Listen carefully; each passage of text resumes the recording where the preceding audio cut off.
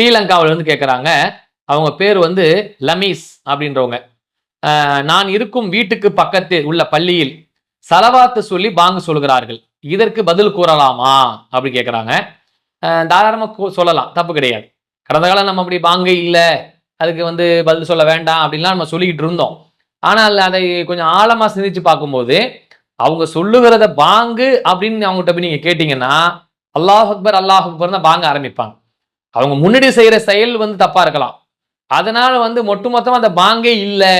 அதனால அதுக்கு பாங்குக்கு பதிலே சொல்ல வேண்டாம் அப்படின்னு சொல்றது மார்க்க ரீதியா சரியான பதிலான்னு பார்த்தா, சரியான பதில் கிடையாது.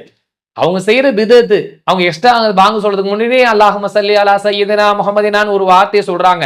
அது மார்க்கத்தில் ரசூலுல்லாஹ் சொன்ன பாங்கு அப்படின்னா அல்லாஹ் அக்பர், அல்லாஹ் அக்பர் தான். இதுதான் பாங்குடைய துவக்க வாசகம். அவங்கள்ட்ட போய் நீங்க பாங்குடைய வாசகத்தை சொல்லுங்கன்னா முதல்ல அதை தான் சொல்லுவார். இந்த செலவாத்து ஏன் சொல்றீங்க? எங்க முன்னோர்கள் சொன்னாங்க, இமாம்கள் சொன்னாங்கன்னு சொல்றாங்களே தவிர அது கூட மார்க்கத்தில் எந்த ஆதாரமும் கிடையாது.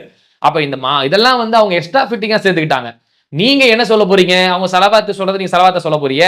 சலவாத்துன்றது என்ன? அல்லாஹும்ம ஸல்லி அலா முஹம்மதின் வஆலாலி முஹம்மதின் கமா ஸல்லைத அலா இப்ராஹீம வஆலாலி இப்ராஹீம இன்னக ஹமீதுன் மஜீத். இதுதான் சலவாத். அதுக்கு முன்னாடி சொல்லப்படுற அவங்க சலவாத்துன்னு சொல்லிக்கிட்டா கூட சலவாத்து கிடையாது. பாங்குன்றது ஆரம்பிக்க போறாங்க. அந்த வகையில அவங்க சொல்லுகிற பாங்கை நீங்கள் பதில் சொல்லலாமான்னா, தாராளமாக நீங்க பதில் சொல்லலாம். தாராளமாக அதுக்கு பிறகு நீங்க சலவாத்து துவா ஓதலாம். மார்க்க ரீதியாக எந்த சங்கடமும் எந்த தடையும் இல்லை என்பது இதுல இருந்து தெரிகிறது. ஒரு கூடுதலா விதத்தை செய்யறாருன்னா அந்த விதத்தை தவிர்த்துக்க வேண்டியதுதான். இப்போ ஒரு விதத்தான இமாம் தொழு வைக்கிறாரு. அவர் பின்னாடி போய் நான் தொழுவுறேன். நான் தௌஹீத் அடிப்படையில் ஃபாலோ பண்ணிக்கிறேன். எனக்கு குர்ஆனை அடிப்படையில் எங்க தக்பீர் கட்டணுமோ, எங்க ருக்கு செய்யணுமோ, எங்க அத்தியாயத் ஓதணுமோ, என்னென்ன செய்யணுமோ, நபி வழி அடிப்படையில் எதையெல்லாம் ஃபாலோ பண்ண முடியுமோ அதை நான் ஃபாலோ பண்ணிக்கிறேன். அவர் கூடுதலா பிதத் செஞ்சாருன்னா அவர் அல்லாஹ்ட்ட பதில் சொல்லட்டும்.